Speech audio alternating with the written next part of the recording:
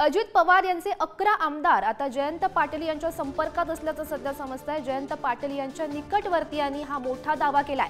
विधानसभेआधी अजित पवारांच्या राष्ट्रवादीला आता खिंडार पडणार का, हे आता पाहावं लागणार आहे। महत्त्वाची आणि मोठी बातमी आपण सध्या पाहतोय।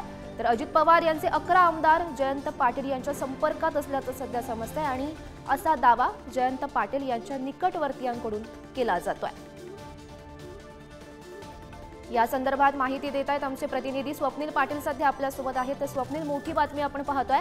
अजित पवार यांचे 11 आमदार जयंत पाटील यांच्या संपर्कात असल्याचं सध्या समजतंय। नक्कीच राष्ट्रवादी अजित पवार गट पक्षाचे काही आमदार शरद पवार राष्ट्रवादी गटाच्या जयंत पाटील यांच्या संपर्कात असल्याची माहिती मिळतेय। या अजित पवार गटाचे 11 आमदार हे प्रदेशाध्यक्ष जयंत पाटील यांच्या संपर्कात आहेत। अर्थसंकल्प सादर होण्यापूर्वीची ही आकडेवारी आहे। यानंतर या अर्थसंकल्प सादर झाल्यानंतर यामध्ये आणखीन वाढ होणार असले देखील जयंत पाटील यांच्या निकटवर्तीयांकडून आपल्याला सांगण्यात येत आहे। विधान परिषदेच्या निवडणुकीत असे 11 आमदार मव्याला बळ देऊन एक उमेदवार मव्याचा वाढवू देखील शकतात। गेल्या काही दिवसापासून ही चर्चा सुरू होती, परंतु आता याला एक मोहर लागती आहे। अजित पवारांचे 11 आमदार हे आता जयंत पाटील यांच्या संपर्कात आहेत आणि लवकरच ते त्यांच्या सोबत देखील जातील। त्यामुळे अजित पवार यांच्या गटाला मोठं खिंडार देखील पडल्याचं आपल्यास पाहावयास मिळते।